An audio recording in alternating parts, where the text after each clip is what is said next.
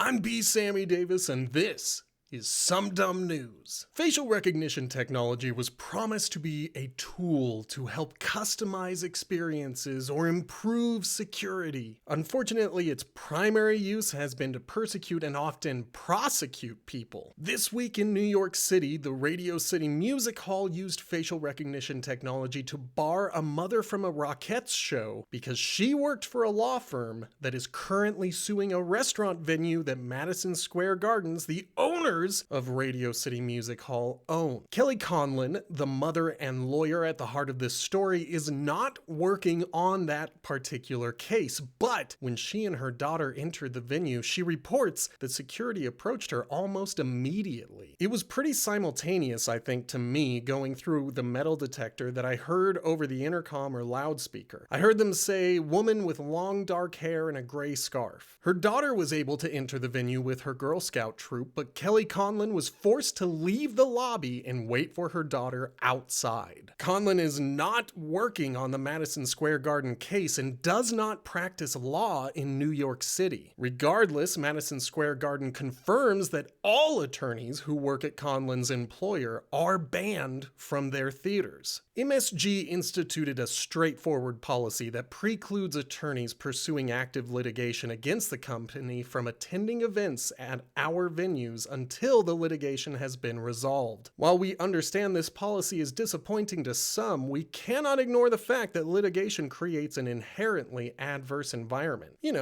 Like the environment that Madison Square Garden itself created, where they use facial recognition technology to remove guests based on their employers. One of the partners from Conlon's firm, Davis, Saperstein, and Solomon, specifically Sam Davis, hey, that's a good name, plans to challenge Madison Square Garden's liquor license, stating, "The liquor license that MSG got requires them to admit members of the public unless there are people who would be disruptive who constitute a security threat." Taking a mother, separating a mother from her daughter and Girl Scouts she is watching over, and to do it under the pretext of protecting any disclosure of litigation information is absolutely absurd. The fact they're using facial recognition to do this is frightening. It's un-American to do this, and I have to agree. Could you imagine being barred from anywhere just because of where you work? Moving on, in Massachusetts, Raymond Roberts won the lottery 6 times and claims his winning strategy was intuition. His strategy was one that I would never use. According to Roberts, when he bought his tickets, his intuition told him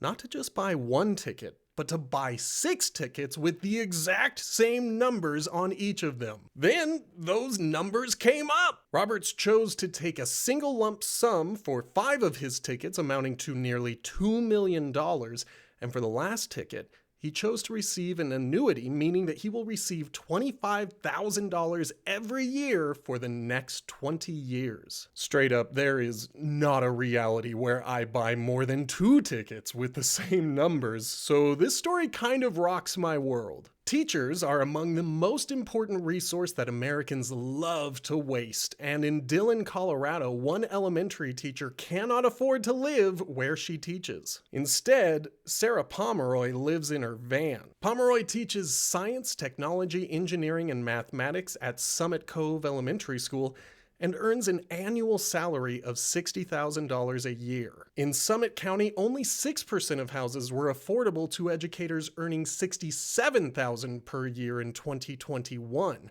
$7,000 more than Pomeroy earns teaching STEM. When Pomeroy sought an apartment in 2020, the cheapest 1-bedroom apartment she could find cost $1,400 per month, which she paid for several months. Finally, realizing that she would never be able to build her savings to afford a down payment on a home, she adopted the van life. The school district is aware of the housing issue, noting that nearly all district schools have staff vacancies. Last year, the district increased beginner teachers' salaries from $48,000 per year to $50,000 per year. Wow, $2,000 more per year. I mean, that's enough to afford 1 month's rent. I've linked the full article below. It's a fascinating read. I'd recommend you read it. In the UK, one mother has been banned from school activities because she has too many tattoos. When trying to attend her children's nativity, teachers told her to watch through the class window or to go to the back garden. Melissa Sloan has over 800 tattoos and gets about 3 tattoos per week. She complains that her appearance has stopped her from getting jobs, but if I'm being frank, some of her tattoos don't exactly scream professionalism. However, where I sympathize with her is the community banning her from other things like her kids' schools events, and even the local pub. Come on, people, live and let live. You don't have to like how she looks to respect her as a human being, and guess what?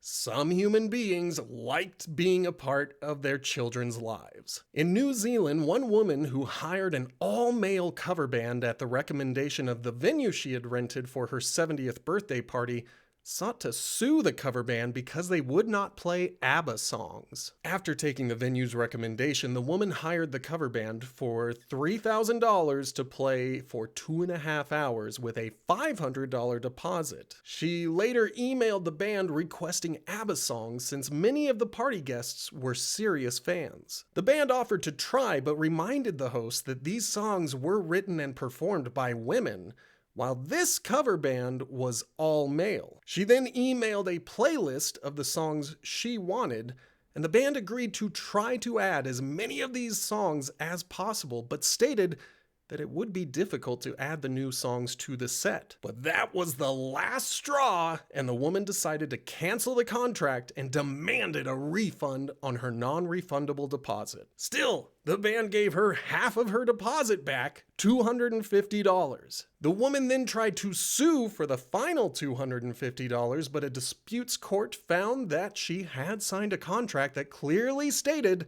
the deposit was non-refundable. This is why I hate working with customers. There are some people who think they are entitled to everything they want regardless of contracts or standards. And then when they don't get their way, they complain that the customer is always right, or that they want a refund, or that they want to speak to a manager. Frankly, if we have to live in a world with facial recognition technology, let's use it on the troublesome customers. Do you guys remember that movie Yesterday? Maybe you only saw trailers, which showed most of the story and suggested the appearance of actress Ana de Armas. Ana de Armas? Ana de Armas. However, when the movie came out, the actress was not actually in the movie, and now fans who rented the movie in 2019 have been given the go-ahead to sue Universal for false advertising. In Alabama, a former prison guard has been charged with 6 counts of bringing illegal contraband to a state prison, and 4 of those counts are for bringing hamburgers.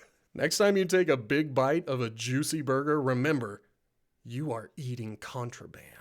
In Louisiana, 2 conservative politicians are considering a ban on liberal business practices, particularly anything that threatens the fossil fuel industry. Representatives Valerie Hodges and Larry Freeman believe that insurance companies and investors using environmental, social, and governance criteria, often called ESG, are discriminating against oil and gas. It doesn't matter that renewable energies are now cheaper to produce than fossil fuels, including repairs and maintenance. All that matters is that the fossil fuel companies are not happy, and conservatives will do whatever they can to protect the free market by stopping investors from investing in the products they want to support. Thank goodness we have the GOP to protect the old money and the status quo. Also, you guys remember like a decade ago when Republicans were claiming that climate change wouldn't be an issue because we would engineer our way out of the problem. Now it seems they want to block anyone from investing in solutions to improve our environmental impact. Moving over to animal news, researchers at Japan's National Institute of Infectious Diseases have found that about 78% of mosquito species have developed genetic mutations that make them resistant to common insecticides. Just remember, kiddos,